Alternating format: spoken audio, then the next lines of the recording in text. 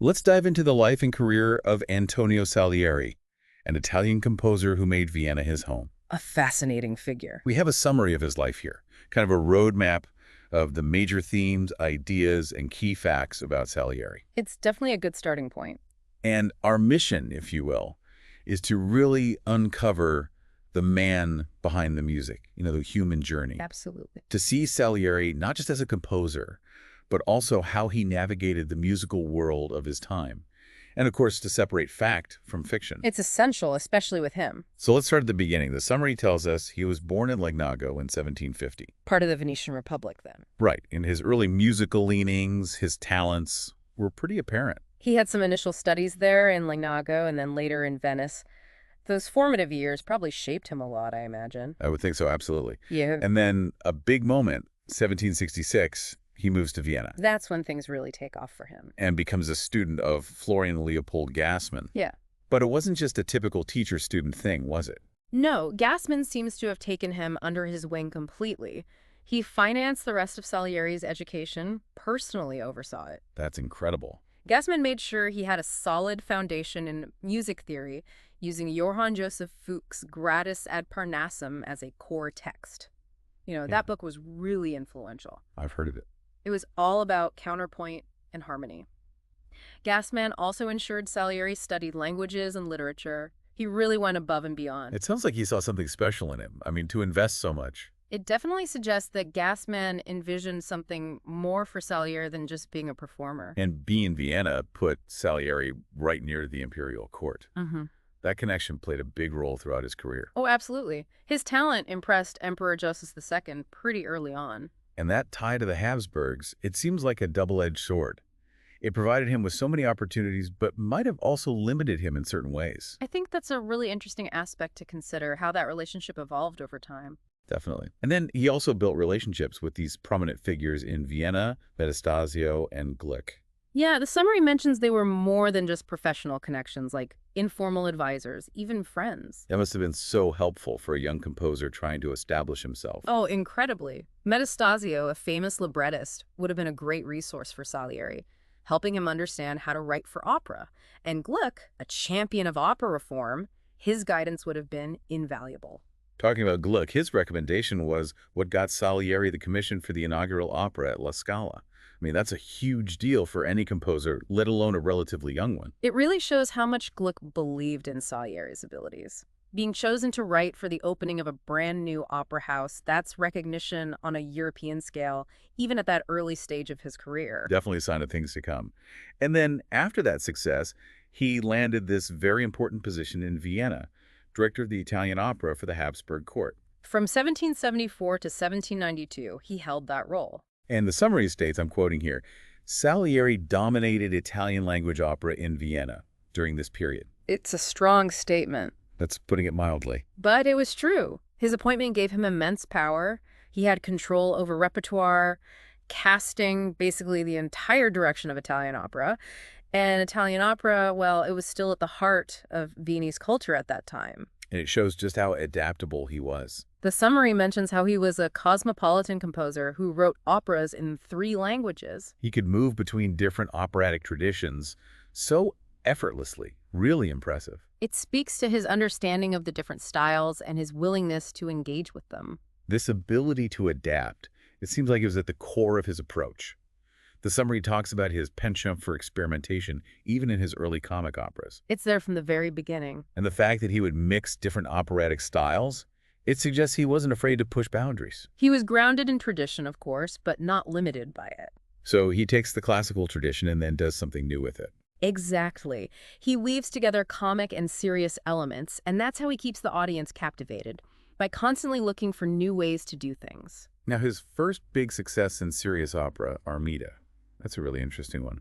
The summary says it was influenced by Gluck's reforms, but still kept some traditional elements. Armida, I think, represents this really fascinating moment in opera. A transition period. Gluck was pushing for these reforms, prioritizing drama over spectacle, simplifying the music, making everything work together to serve the story. And Salieri takes that and blends it with the existing traditions. Right. He's not throwing out the old ways completely. He's building upon them. That's how he creates his own unique voice. And then there's La Fiera di Venezia, which was notable for its combination of dance and singing. A technique that, as a summary points out, Mozart later became known for. It makes you think about that whole rivalry narrative. It shows how composers in Vienna were influencing each other, sharing ideas. It wasn't just cutthroat competition. There was a real exchange happening. It complicates things, doesn't it? Makes you realize it was a much more complex and interesting musical community than people give it credit for. And his operas weren't just performed in Vienna. They were widely performed throughout Europe during his lifetime. He got commissions from Paris, Rome, Venice. His career was truly international, a testament to just how good his operas were. Absolutely. Salieri wasn't just some local Viennese composer. His operas resonated with people all over Europe. And the summary specifically highlights Axur Ridormus. Which was an adaptation of Tarare. Right, an Italian version of a French opera. That one is called out as his greatest international success. What do you think that was? Well, Tarare was already successful, and it had a libretto by Beaumarchais, the guy who wrote The Marriage of Figaro. That alone would have drawn people in. A big name attached to it. Exactly. And then you combine that with a good story, engaging music that fit with what people liked at the time, and then adapting it to Italian meant even more people could enjoy it. It's interesting, isn't it, this adaptation of a French opera, and not just any opera, but one by someone like Beaumarchais becoming a huge hit in Italian. Beaumarchais was controversial. To say the least. But people wanted good stories no matter the language. And Salieri was able to capture that and translate it for a new audience. Now, we can't talk about Salieri without addressing the elephant in the room, the portrayal of him in Amadeus, the play, and the movie. It really shaped how people see him, unfortunately. The idea of him as this bitter rival of Mozart, even going so far as to poison him. The summary makes it very clear that the poisoning claim is just not true. The symptoms Mozart had, they don't fit with poisoning at all. Modern medical analysis has disproven that theory completely. And historically, it seems more likely that they were, respectful colleagues. They may have been competitors, as most people in the same field are. Of course. But this whole idea of this intense rivalry culminating in murder, it's largely a dramatic invention. Fabricated for entertainment. And the truly sad thing is the summary says that Salieri was deeply affected by these rumors. He spent years denying these accusations, and it actually contributed to his mental health problems later in life. Imagine carrying that burden, being accused of something so terrible, and it's not even true. It's really tragic. It is. Here's this composer, he had all this success, this prominent position, but then he's defined by this fictionalized villainous portrayal. That kind of public condemnation, even if it's based on lies, it can have a devastating impact on a person. Moving on from that, the summary talks about how after 1800 or so, performances of his own work started to decline. It's interesting because he actually commented on that himself. He did. He said, and I'm quoting, "From that period, I realized that musical taste was gradually changing in a manner completely contrary to that of my own times. Eccentricity and confusion of genres replaced reasoned and masterful simplicity." It sounds like he felt the world of music was moving in a direction he didn't quite understand or agree with anymore. It must have been tough to watch, especially after all the success he'd had. To see your own work fall out of favor like that.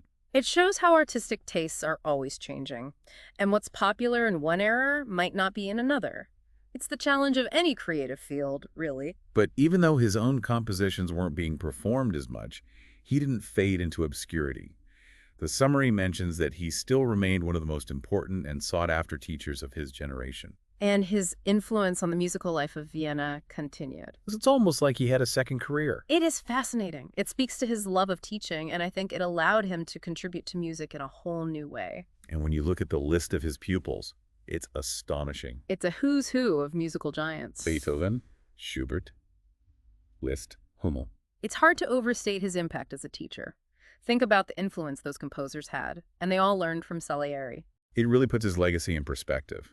And the summary mentions he eventually shifted his focus more towards teaching and composing sacred music for the Imperial Chapel. It makes sense. As his opera career slowed down, he turned to something more stable, maybe even more fulfilling personally. And composing for the Imperial Chapel, that was a huge honor. It was a way for him to continue playing a role in Vienna's musical scene, but in a different setting. Exactly. And it probably allowed him to reconnect with the more traditional aspects of music, which seems to have been important to him. Officially, he was director of Italian opera in Vienna for 18 years, and then the Austrian Imperial Kapellmeister for an incredible 36 years. From 1788 to 1824, he held that position. To have such long tenures in those prestigious roles, it shows how respected he was by the Habsburg court. He was a vital part of the Viennese musical establishment for decades. And the role of Imperial Kapellmeister, that wasn't just an honorary title, it came with responsibilities. He had administrative duties in addition to his musical ones. He clearly had a lot of talents. A multifaceted figure. Unfortunately, the summary also mentions some personal difficulties he faced toward the end of his life, and attempted suicide and then dementia. A sad end for someone who had achieved so much. It's a reminder that even someone with a successful public life can still face personal struggles. It's a side we don't always see. And it must have been especially difficult for him given the false accusations he was dealing with and how that impacted his reputation. He died in Vienna in 1825, and his own requiem was performed at his memorial service. It's quite fitting, isn't it? It feels like a final statement, one last musical contribution, surrounded by people who truly knew and appreciated him. And who remembered him for his actual accomplishments. So we've covered a lot here. We've gone from his early years in Italy to his rise to prominence in Vienna, his international success, the myth that unfortunately surrounds him, and then his impact as a teacher. It's a much more complicated picture than the simple rivalry narrative you often hear. Salieri was a major figure in the world of opera in the late 18th century. He helped to shape the genre, and then he went on to shape future generations of composers through his teaching. A significant legacy. And we have to remember the story of him being this bitter, envious person. It just doesn't hold up to scrutiny when you look at the facts. It's a shame that his story has been so distorted. It really is. So, considering everything we've discussed today about Antonio Salieri, this incredibly gifted musician, how his life unfolded, the highs and lows, the influence he had, and then how his memory has been, in some ways, hijacked by fiction, what does it tell us about what it means to be an artist? About how easily fame and reputation can shift, and how sometimes a story, even if it's not true, can have more power than the truth itself.